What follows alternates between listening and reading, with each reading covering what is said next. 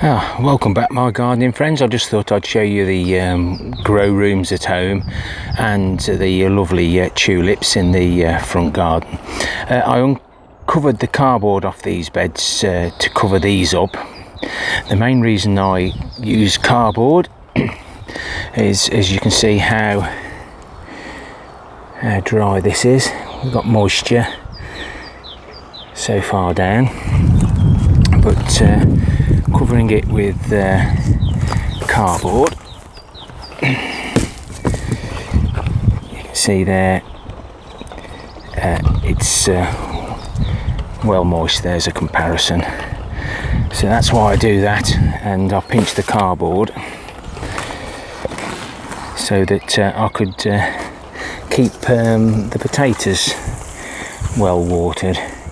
Now, I watered those 2 days ago and it's been blistering here in the UK. It's Saturday the 11th of April. In a previous video you saw me getting those planted into this raised bed, and today's task, the wife's let me off the DIY, so my hour's exercise will be planting or sowing sweet candle, first box, and the parsnips. There's about 24 parsnips in here. Well, there will be. We'll get this all uncovered and I'll show you what I do. So it's all been pre-watered a couple of days ago and still nice and moist. The sun's warmed it up nicely. So if I can, what I do is, as you can see, there's different spacings. There's 24 parsnips. I'll give the parsnips a bit more, and I believe there's 40 carrots, and they will follow all the way through the other 4 boxes. So there'll be 5 boxes of carrots, 40 carrots in each. Giving everything plenty of space will increase the size of your whatever you're growing.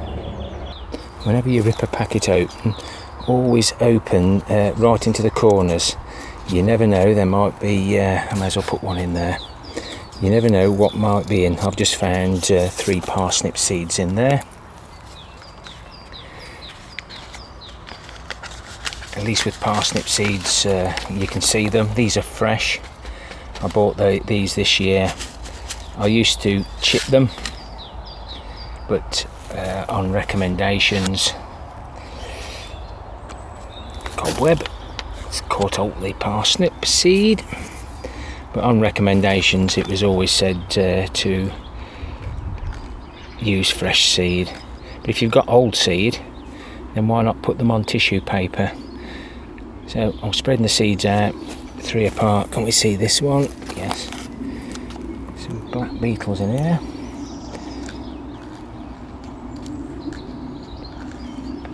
Previously I've always pulled the parsnips out, the best one out of the 3, but this year I'll be snipping them off. I've got some seed compost. Not that one, you fool.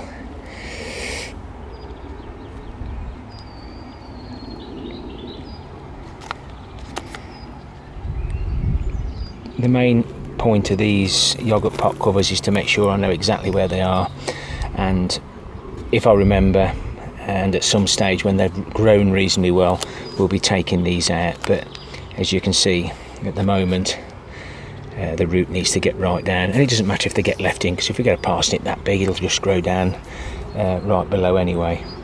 And I'll just go and fetch the little greenhouse covers, which are my fruit juice containers. They all interlock into each other, so it doesn't take up much room, and no need to water.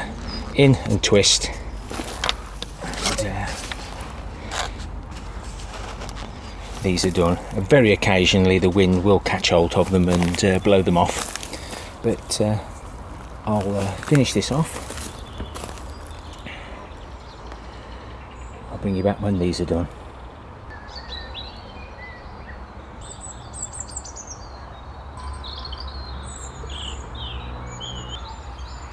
So That's those all done and dusted now, and just adjust them. That will now retain all the moisture within that, give the seeds a good chance of not being actually disturbed.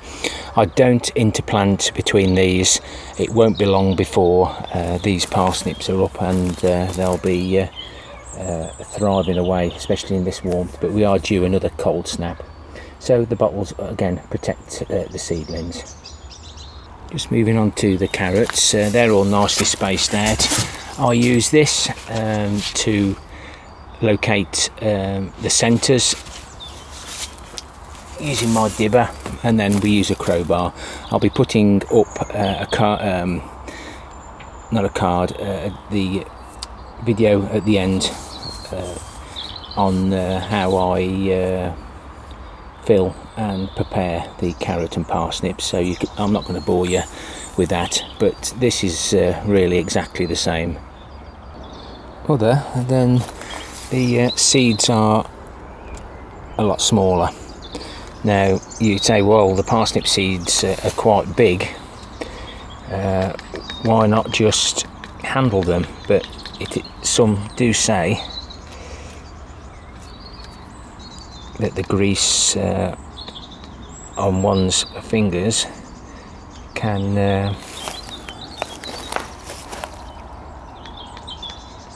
actually harm the seeds, so minimal disturbance. So slight tap, and we like to have 3 on each station, so we'll get on with those. That won't take too long at all.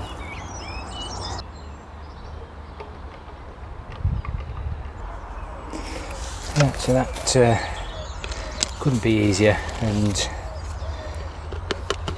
I do like to conserve as much moisture as I can once it's in the soil.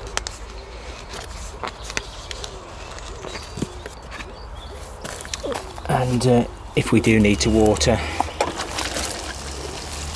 it's as easy as that. The water will run down the plastic bottles and down into the soil, so the roots go downhill and not uphill. And as we move you back round to the parsnips, the condensation is already started to stick to the sides. It condenses onto the sides of the bottles, and then once it gets big enough droplets, it dribbles back down again.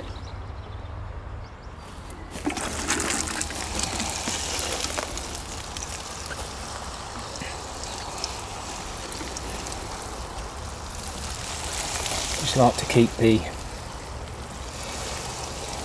soil reasonably moist, and then once they're established, they will look after themselves. And this is the next one down. That's had the template put on it, and we now know where to put the crowbar down, open it up.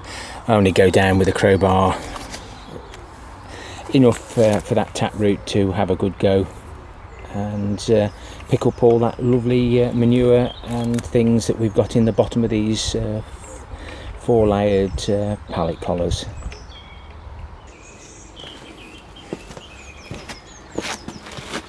Well, I hope everyone's well.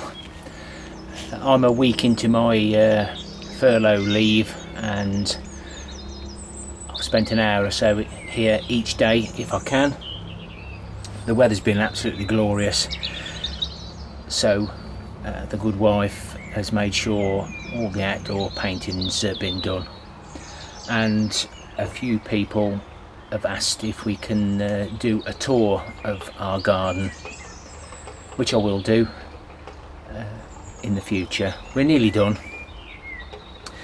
but of course we need to keep on top of these as well. A future video on the neem oil, how I'm going to be doing that, and on what plants I'm going to be doing it on. So basically I'm going to be looking at anything that would munch on our green vegetables, allium, beet leaf, miners, caterpillars, and maybe even try it on some slugs.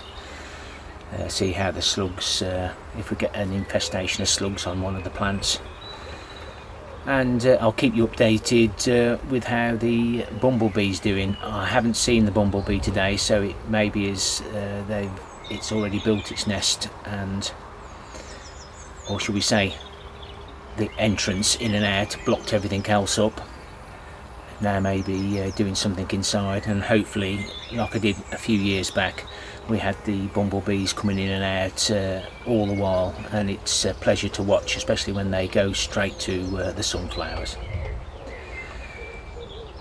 Please take a look in my playlists if you've got time. Lots of people are having a look, and please do ask those questions like a lot of you are at the moment.